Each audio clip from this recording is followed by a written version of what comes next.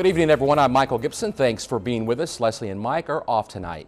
Well, it's set to be a cold night tonight. Some folks may even experience freezing conditions. Meteorologist Kristen Walla is here with a first look at our weather. Kristen?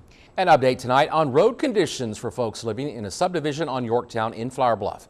Neighbors living on that street telling us they're tired of driving through muddy conditions after they say a construction company badly damaged their paved street. Brandon Schaff is standing by live from that neighborhood with how the city of Corpus Christi is getting involved to make sure something gets done. Brandon? And encouraging news in the COVID-19 pandemic. Federal data showing that new cases continue to fall, dropping by nearly 25% over just the past 2 weeks. And while the U.S. does appear to be turning the corner on this latest surge, health officials warn we cannot let our guard down.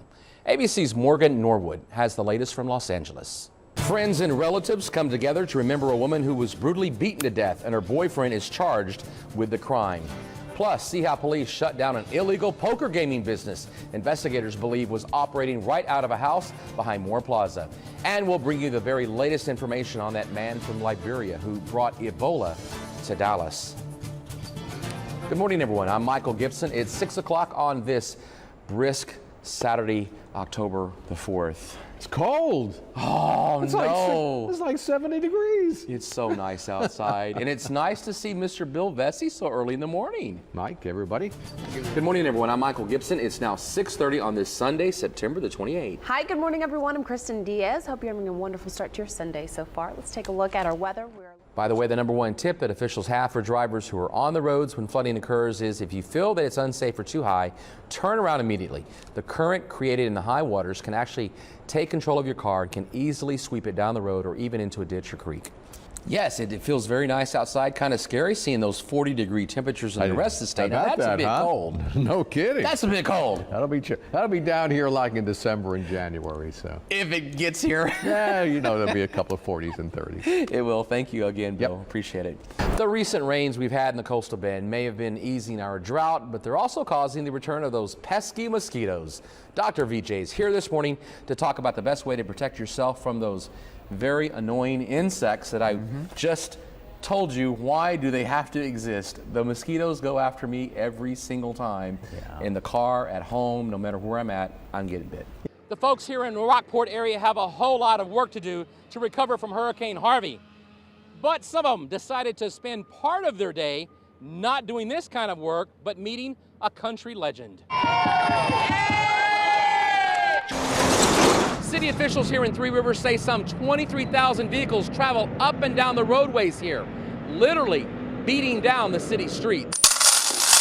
The B County Jail was built back in 1989, and officials say ever since that time, they've had nothing but trouble with this facility. Wednesday night's armed robbery here at this convenience store in Agua Dulce has the entire town talking about what happened. One of the Border Patrol agents in this area spotted this SUV, and inside were a number of immigrants from Guatemala.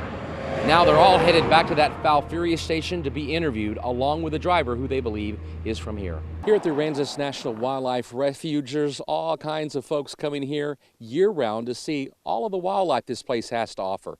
But lately, there's been a couple of visitors that have really, well, shaken things up some. This is the Burclair Mansion. It was built back in 1936 for under $50,000. But it wasn't until 2001, when this place was reopened to the public, that someone began starting to see spirits. This is what a typical table spread would look like for a family dinner inside the Fulton Mansion back in the day when the family actually lived here. And we're told that most of the items inside this room are original. There's all kinds of plates, dishes. We're even going to use our napkin to hold one of the forks that perhaps Mr. or Mrs. Fulton used back in the day. Portland Police Chief Mark Corey says one of his officers was on a traffic stop here at the corner of 35 and Moore Avenue.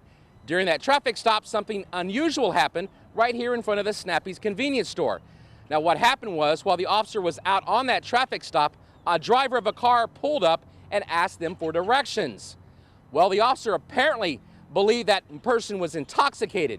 That person turned out to be actor Lou Diamond Phillips. Most of the members of this search group here in Kyle are from the Corpus Christi area. Now we're 25 miles downstream from where the house left its foundation in Wimberley. The head of a local farming and ranching organization here in Brooks County is hoping that it's not too late to try and salvage this deal with the state.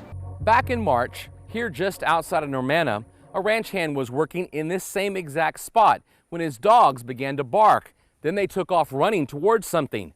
When he took a look, well, it was simply too hard to believe. One of the most surprising things we found today on the beach was Saul and his handler, Christian Fritz, all the way from San Marcos. They're out here looking for turtle eggs. Back in 1970, Lafayette Poole moved back to Taft. He and his family lived in that two-story house just across the way, which happens to be just a few hundred feet away from the Blackland Museum, a place where we found pictures of a young Lafayette Poole, along with a man who feels he is way overdue for some serious recognition. But it was not the first time a SeaWorld trainer has been attacked by an orca. One of the most frightening attacks was caught on tape by a Texas TV reporter and his wife during a visit to San Antonio's SeaWorld. We go every year to SeaWorld, and the very first stop is the Shamu show. That was the original Shamu. We got there early, wanted to get a good seat. Then the girls want to sit in the splash zone because that's what's so fun about going to the show. The music's pumping. The whales are jumping out of the water. The trainers are on them, flying through the air. It's just like a circus in the water. And everything's going great. I was just about to put my video camera up because I was like, well, okay, I've got enough of this. That's when the whale just stopped and the trainer couldn't get him to respond to any of his commands. You could see that the trainer looked at someone off to the side and motioned like cut the music or stop. You know, I thought maybe it was a comedy show at one point. I thought, okay, this is kind of funny, I'll keep rolling. And then the whale just went over onto the trainer with his full body. Michael Gibson, who is one of the MCs tonight, had actually the privilege to meet him. What was he like, Michael? He is the greatest guy you'd ever want to meet. He is sharp, quick, smart, up to date with all kinds of current events. And right now, this is the way his day has been. He has been swamped with people wanting pictures from him, autographs, and he has done everything for everyone without question and a smile on his face. And here's some of the video we got earlier when he went to the Ronald McDonald House. What is it? What do you want? I don't know. We always have questions. Who is this guy with the pink shirt? I never had, nobody with the pink shirt has ever interviewed me before. Well, this is a first. What is your name? Michael Gibson, Channel 3. Michael Gibson, Channel 3. Oh, ABC. ABC. That's Yeah, see? my old Now, I team. knew this would get on the ABC.